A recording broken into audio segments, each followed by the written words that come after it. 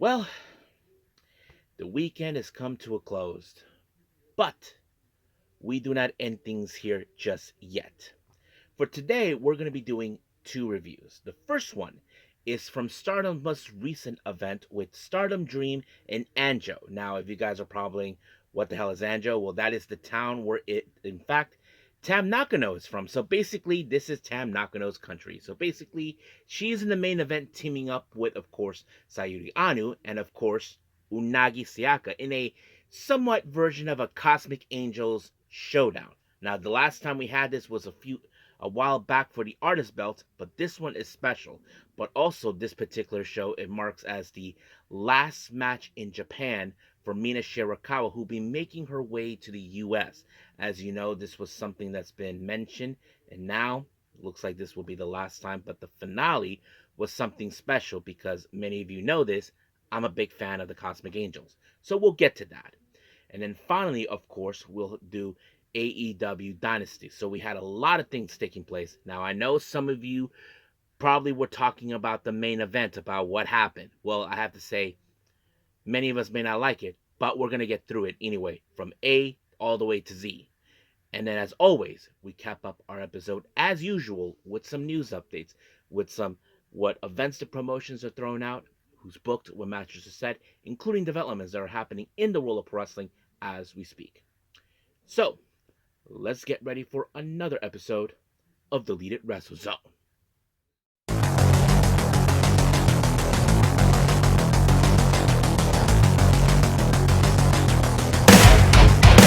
Are you ready? Get up, get up! Get up, get up! Get up, get up! Get up, get up! Get up, get up! Get up, get up! Hey everyone, welcome to the Lead It Wrestle Zone. All things that is pro wrestling with AEW, NXT, New Japan Pro Wrestling, TNA, the National Wrestling Alliance, various promotions, wrestlers, matches, and championships. I am your host, J Rod here. So, if you are new to the channel, welcome. This is a channel where we do a lot of pro wrestling reviews from various promotions, not only here in the United States, but also in Japan, Mexico, Canada, Europe, the UK. Anywhere in pro wrestling is not as big, but it continues to grow. We also, of course, do discussion videos, talk about various topics such as the wrestlers themselves, the promotions, factions, storylines, whatever we want to talk about. We also, of course, do more news updates. If certain information was unable to be on this episode, we can either put it on the next one or on a separate video by itself. We also, of course, do real-timing news updates to keep you guys on alert if something has happened in the world of wrestling that needs to be addressed ASAP. We also, of course, got the Unagi Sayaka Watch and various other cool wrestling content as well. So if you like what you see, please subscribe to us or click on that subscribe button. You'll be getting a lot of daily reviews and other cool wrestling content as well. But if you like this episode, please give us a like on the like button or a nice comment in the description down below. Now, enough with the pleasantries. So it's time to batter up. So let's begin, of course, with Stardom.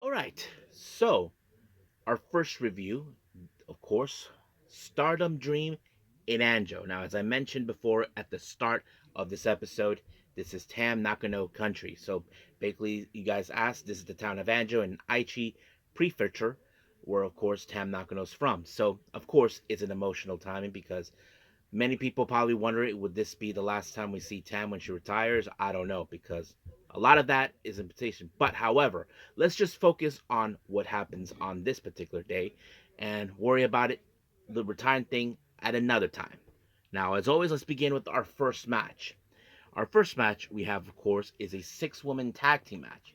We have Suzuki teaming up with the rookies, Yuri Him and Akira Kurigani. They take on Godseye, Lady C, Hina, and Shuri. So, nothing too special about this, but however, you probably know already what happened. Zuzu decided to leave Neo Genesis. Now, I don't know what's going on, but it's very interesting that she teams up with the rookies for this one. Now, I wouldn't be surprised for any solitary second that she decides to recruit Akira Kurigane because, as you all know, she says she admired her in her debut match. So it would make sense. But however, it was, of course, Kurigane who suffered the loss thanks to Hina when she applied a modified jackhammer. And just like that, 1, 2, 3, over.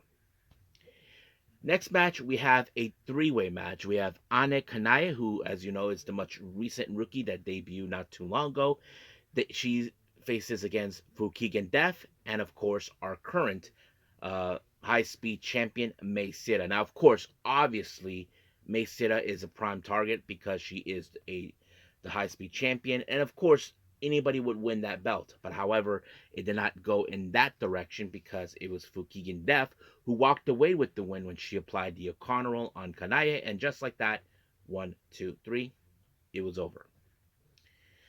Our next match, we have a 8-woman tag match. We have Hate, consistent of Azusa Inaba, Rina, Raka, and Atsuko Tora, taking on Stars, Momokogo, Hanan, Koguma, and Azuki. But however, before the match of the start, Momokogo goes out telling everybody it's her birthday today, so happy birthday. And then, of course, the party was crashed by none other than Hate, as usual, because Hate, as you probably know, they hate everything. You know, that's always been their gimmick. But however, of course, we know their usual tricks is to soften the wrestlers out, their opponents on the outside. But in the end, of course, it was Hanan who picked up the win with the Hana special on Izuza Inaba. And just like that, 1, 2, 3, Stars wins the match. Next up, we have tag team action. We have the other members of God's Eye, consistent of Rana Yagami and Tomoka Inaba, taking on the other members of Stars, Saya Ida, who is one half of the tag team champions, and of course our icon, Mayu Iwatani.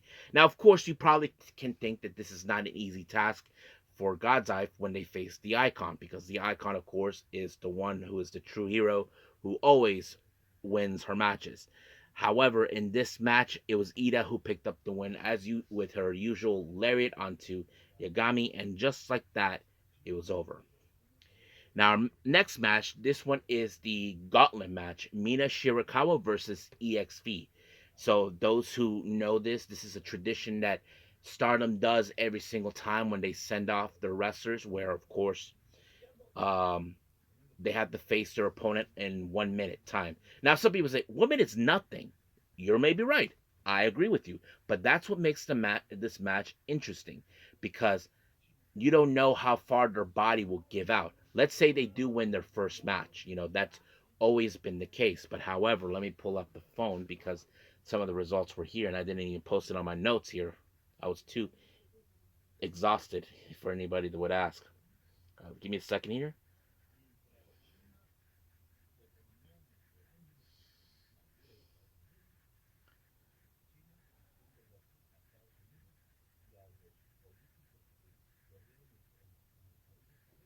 Okay, so let's see.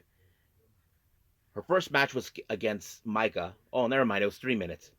Her first match was against Micah, and that match ended in a time limit draw after 3 minutes. But of course, Mina did win the next one, which against Rian, who is of course the rookie. Obviously, she was going to win that one. But the remaining two matches involving, of course, uh, Waka Tsukiyama and Hanako, those two matches ended in 3 minutes as well in time limit draws.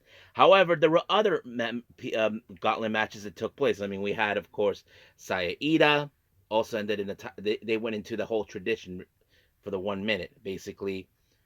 Saida, Azumi, Hanan, and of course the rest of the roster. Well, Hanan, Azumi, and Saida, they all had their match with her on the 1 minute, ended in time limit draw. And the same thing with with the entire roster that were there, except for, with the exception of Hate, they were all there. However, the one thing that kind of was interesting is when she called out the one person that, of course, many of you know she has been unable to beat on various occasions. If you guys know who it is of course the hometown girl herself, Tam Nakano. So of course Tam comes out, but the match, as always, ends it in 3 minutes in time limit draw. So basically, Tam walked away not winning or losing. Neither did Mina, but Mina has been always been the type of person who feels that if she beats her, she surpasses her. But unfortunately, that did not do any good. So basically, that's what really happened. So I don't think any other things happened around that time. But of course, Mina got her, say hi to the fans and say goodbye to them. But that's not how they end things today. Now, our next match, of course, we have Neo Genesis, Miyu Amasaki, and Azumi taking on Hate members Konami and Sayakami Tani. Now, what's interesting, for those who know this or not, all four people involved in this match used to be with Queen's Quest. Now, I know some of you would say to me, J-Rod, Konami was never with Queen's Quest. Oh, yes, she was, my dear friends, because she was part of Queen's Quest during the time of Io Sky under her leadership. Yes, folks, if you don't believe me, look it up. I know it. And it's interesting because I know Azumi and my Miyu Masaki will have nothing more to get even with Sae Kamitani for what she put them through. I mean, they did not want it to leave Queen's Quest, but she brought this mess to herself. So, but even Azumi has questioned her behavior, her attitude on many occasions. But, however, the one thing that I don't think Kamitani expected was getting the pinfall on Azumi. So Azumi pinned her when she applied the Azumi Sushi, and just like that, 1, 2, 3, it's over. However, as you all know, Azumi, as the one person who pinned the world champion, well, let's just say, she gets a title opportunity when she cashes in. However, I'm going to presume this may happen possibly after the match that Kamitani will be in Tam on the 27th in Yokohama. So we'll see when we get there, when we cross that bridge. Now, our main event is a Cosmic Angels Showdown. First, we have the next gen Cosmic Angels, Sayaka Kurara, Aya Sakura, and Yuna Mizumori taking on Unagi Sayaka, Sayuri Anu, and Tam Nakano. Now, of course, Natsupoi, as you know, she's still out of action. We don't know when she'll be back. Hopefully, in time, of course, for the Yokohama event, but she's doing okay. But she's been participating and helping out in the backstage or whatever. But anyway, of course, we were going to see some great moments when it comes to the Cosmic Angels. But there was a moment. If you guys ever seen, they had one of those little tie rope thingies, and they did that on Tam because it's her hometown. Even Unagi and Sayuri Anu got involved in it and thought it was pretty funny, and it worked. But however, it was in fact Tam Nakano, as always, winning her matches, and Anjo when she applied the violet screwdriver, and just like that, it was over. And of course, the next generation Cosmic Angels gave their word that they will continue passing on to the next generation. Once, of course, the core members leave or make their next moves, that sort of thing. And of course, Unagi gets what she wanted. As you all know, she never graduated from the Cosmic Angels. And that's exactly what she got. But the event does not end there. Of course, there was one thing we haven't seen for almost a couple years since 2022 was, of course, the original Cosmic Angels, Tam, Mina, Unagi doing the Kozen dance, which is something we've seen from the early years, and it was like, wow, great. I mean, I'm sure people were crying. Even Sayuri Anu, those pictures of her where she was basically videotaping the whole thing, and that sort of thing. And I'm sure um, Yuna, Aya, and Sayaka were in fact emotional to see that this was something magic, and I'm certain Natsupoi felt the same way too. So, I mean, this was the last time we see the originals like this together. But hopefully we can see it one last time. But we'll hopefully one day. But practically that's how it ends. So I enjoyed it. So hope you guys enjoyed it too. So as always, let's move on with our next and final review, AEW Dynasty.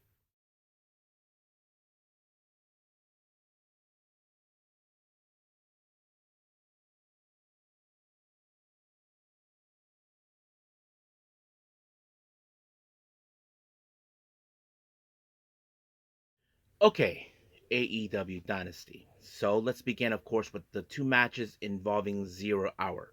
The first one is a six-man tag team match. We have the idiot Nick Wayne along with the crew, Leo Rush and Action Andretti, to take on AR Fox and Top Flight. Of course, Nick Wayne only got himself involved in this because of AR Fox, and the crew knows how much he hates him. So, of course, that was it. But, however, as always, of course, Nick's mama was right there, being a little mama's boy, was interfering, as always, along with that idiot Kip Sabian. But, however, of course, Layla did take care of him, but it was not too much, thanks to Mama Wayne. One of these days, she's going to be the one end up hurt. But, of course, Nick Wayne walked away with the win on AR Fox with Wayne's World, and just like that, 1, 2, 3 is over. But one way or the other, the crew is going to get what they have coming.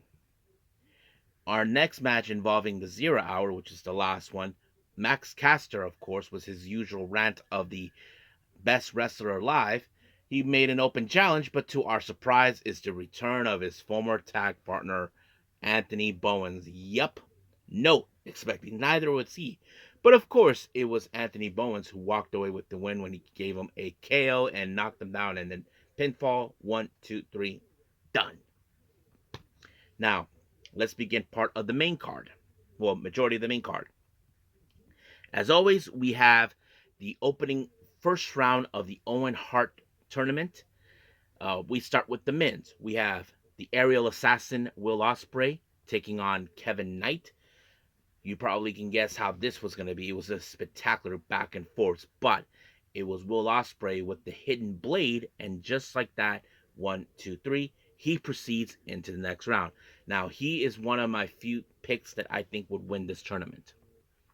Our next match, we have the AEW World Tag Team Championships, the Learning Tree, Brian Keith and Chris Jericho taking on the Hurt Business, Shelton Benjamin, and of course, Bobby Lashley. Now, of course, the Learning Tree have been trying to prove that they are meant to win these belts, but they have to go against a dominant team, and that is, of course, the Hurt Syndicate. But however, this match had a very interesting way. It seems that MJF decided to give a little helping hand to the Hurt Syndicate by punching out Big Bill, and just like that, uh, Bobby Lashley speared Brian Keith, and then it was Shelton Benjamin who made the pinfall. 1, 2, 3 is over. And of course, MJF, he's like, congratulations, guys. Now, I don't know what MVP will make of it, but I'm sure he's probably going to think of him as a good asset or someone he can rely on. So, but the real question is, will Bobby Lashley and Shelton Benjamin is like, okay, I might have been wrong, but I still don't trust him.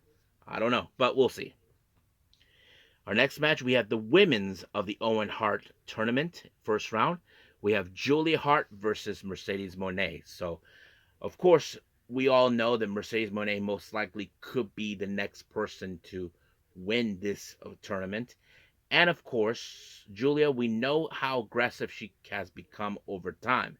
But unfortunately, Mercedes Moné walked away with the win when she applied its somewhat version of what Wheeler Yuta does, the seatbelt. And just like that, 1, 2, 3 is over. But of course, Athena was watching this match. I'm sure it's more like the ego between Athena and Mercedes Moné is going to tell the story right from there. Our next match, we have the AEW World Trios Championship, the rated FTR versus the Death Riders. So basically, you can guess there's going to be some complications with, of course, with a lot of the miscues we've been seeing recently coming from rated FTR. And there was a moment, of course, where Cope was able to control himself, but somehow he was pushed by Pac and, of course, hit a Dax Hartwood. And this allowed for, of course, what's his name? Dax to get Busaiku kneed by none other than Wheeler Yuta. And just like that, 1, 2, 3, it was over. But however, apparently, FTR decided to turn on Cope and decided to break his neck because that's the most vulnerable spot. And just like that, they walked away. So basically, seems their frustration has finally come into fruition for them. Our next match, we have the AEW Women's Championship, Women's World Championship, Toni Storm defends it against Megan Bayne. Now, Megan Bayne is no joke for many of you. You know Megan Bayne has been tormenting Toni Storm due to her size. So that is one of the things. And I think many of you were thinking that Megan Bayne might have been the one to win, but it wouldn't make no sense because Toni Storm regained that belt not too long ago in the last pay-per-view in Revolution. But as always, Megan Bayne had someone who makes sure that this match favors her, and that is, of course, Penelope Ford. But thank God Luther the Butler showed up and carried her sorry scrawny butt in the back. And of course, Megan Bayne's like, cannot believe it. But of course, the one thing that was interesting is that Toni Storm was unsuccessful to apply the Storm Zero, but there's nothing wrong in going back into the basics. Of course, she applied the inside cradle, and just like that, 1, 2, 3, done. Now, our next match, this is a bit of a rematch, or you can call it a rubber match. I don't know how you want to describe it. We continue more with the men's Owen Hart Tournament. Kyle Fletcher and Mark Briscoe. Now, if you guys remember, the first encounter was the one where, of course, Mark Briscoe defeated him. And, of course, Don Callis, being the scum of the earth, claims it was a fluke. Well, it wasn't a fluke, pal. It's because until Kyle Fletcher finally got his little proto moron to be the killer instinct that he has, and that's exactly what happened. But however, Kyle Fletcher did defeat him the second time around. But the third time, well, that's another story because once again, Kyle Fletcher was able to apply the brainbuster turnbuckle on him, and just like that, 1, 2, 3, he advances. Now, I wouldn't be surprised if Kyle Fletcher and Will Ospreay end up in the finals. That's something I could definitely see, but we'll see.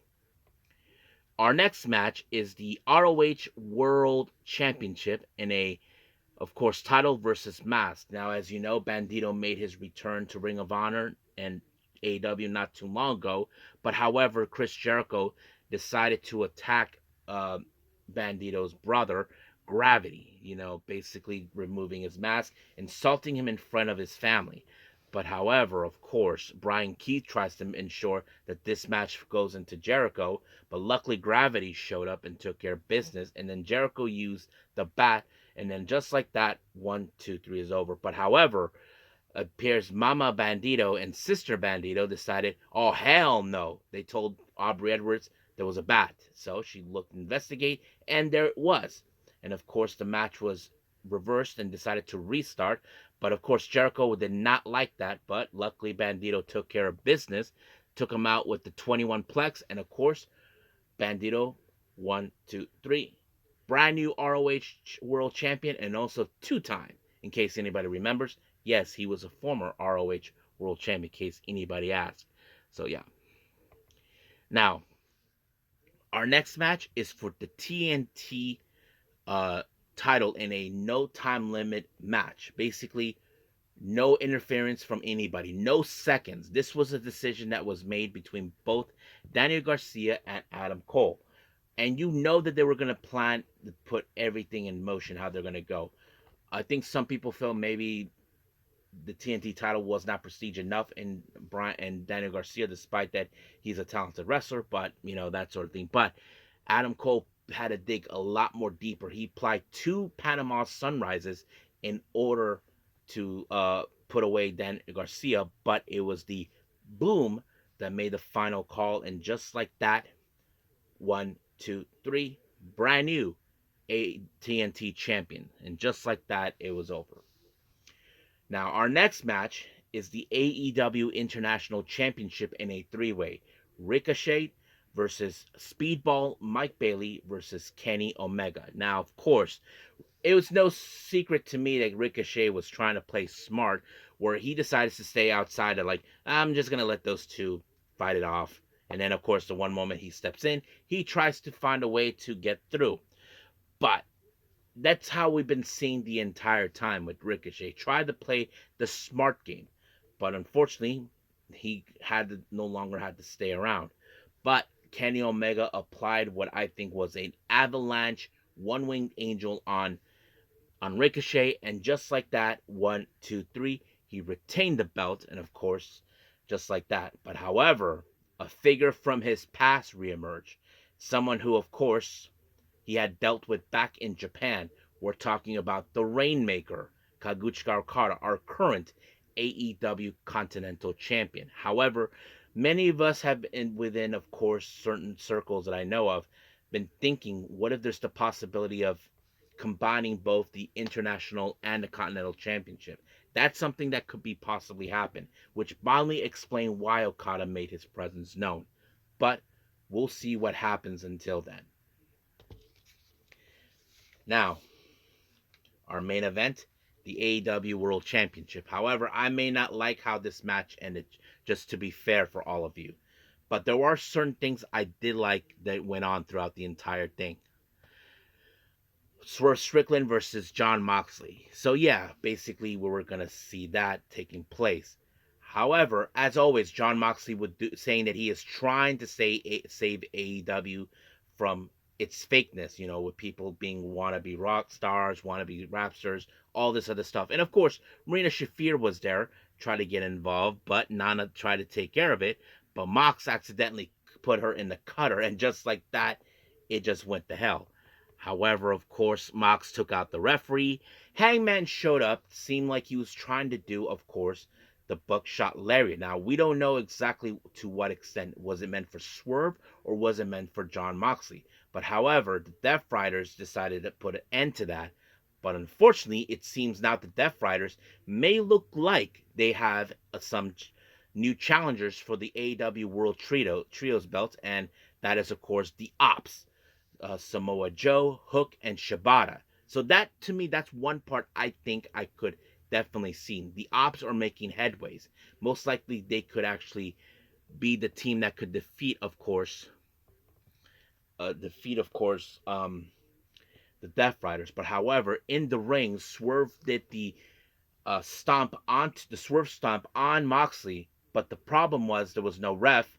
The lights turned off, and then all of a sudden, out of nowhere, the return of the Young Bucks, and they gave Swerve the VP trigger, and just like that, John Moxley crawled himself back onto, of course, Swerve.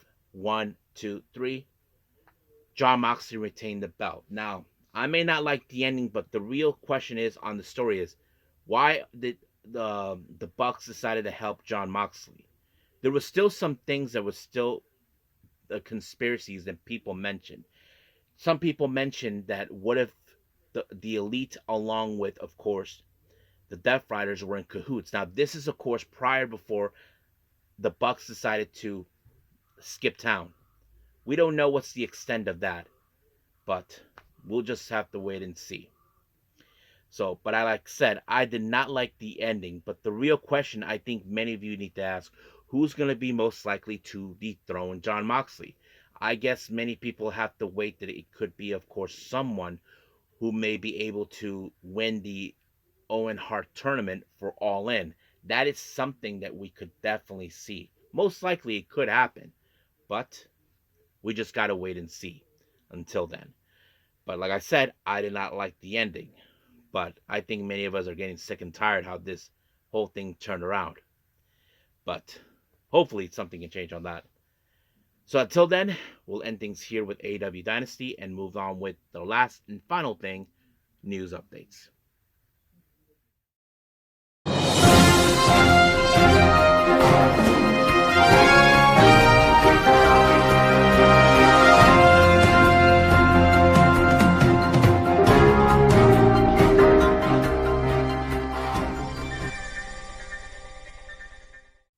Okay, so welcome to our news update. So as always, let's begin with, of course, upcoming events with the promotions. We got plenty of events that were mentioned for the upcoming Las Vegas shows. So I'm putting them all in stack in order of the dates, and then there's the non-Las Vegas shows as well. As you know, DEFY Wrestling will be in Las Vegas for Living Proof on the 17th. It was announced that the leader of the House of Losers, Evil, will be in action to take on Michael Oku. Then, of course, we have Big Time Wrestling that will be there too on the 17th of April for what happens at Big Time stage. What happens at Big Time stays at Big Time. Catchy, of course, like the old saying goes, What happens in Vegas stays in Vegas. They announced that Viva Van will take on Lena Cross. Spark Joshi Puroresu of America, as announced for their Lady Luck event on the 17th, Jada Stone will participate. Two matches have been announced for the Las Vegas show by Marvelous on the 17th of April as well. The first one is Masha Savage versus AI Housen. That's going to be interesting. And then, of course, there is a 6-woman tag team match. We have Sadie Gibbs teaming up with Magenta, Maria, and Riko Kawahara. They take on Sandra Moon, Unagi Sayaka, and Nightshade. So, yeah.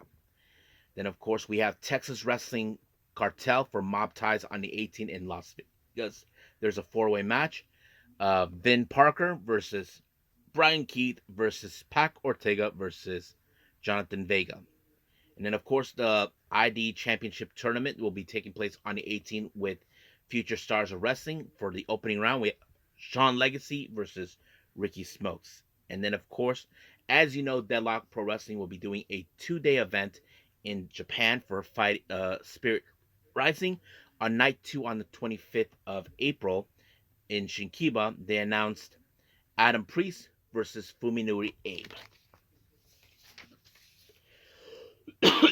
Major League Wrestling, not Major League, Maple Leaf Pro Wrestling, the Canadian promotion, has announced another name been added for the 20-man championship gauntlet match on the 10th of May.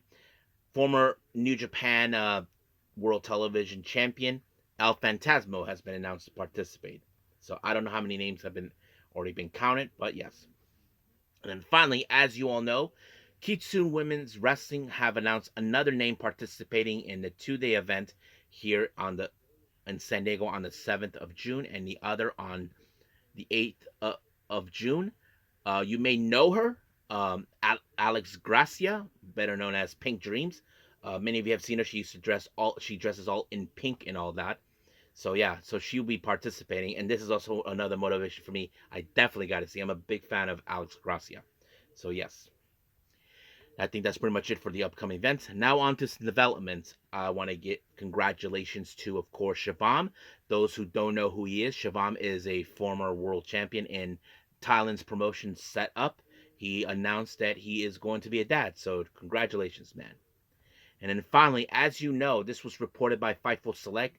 Joey Janela, as you know, he has 2 shows that takes place in Las Vegas during WrestleMania week. One of them is, of course, the Joey Janela Spring Break. However, he did announce that his match against Sabu, which of course will be Sabu's last official match because he's retiring, he decided to go into a no bout with Sabu he said that there's going to be no ropes barbed wire match. So basically, the ring ropes will be moved and barbed wires will be around it, just like they did it in ECW days. So that is nostalgic right there, folks. So hopefully I get the chance to see it. But yes, so that's pretty much what happens. And that's pretty much it what we have for our news updates and all our reviews. So let's just call it a day. Well, I hope everybody enjoys this episode coming up. Well, I haven't decided yet. Now, I am trying to finish WXW, the German promotion's much recent events, but there are those I need to catch up with, mostly from Japan. But we'll see how that turns around because, this week is going to be a little difficulty in case anybody would ask. But as of right now, we'll see. I'm just going to wing it. So be patient with me. So until then, I will see you guys in the next DWZ time, same DWZ channel. I'm going to bid all of you adieu. So, goodbye. And have a nice day. Bang.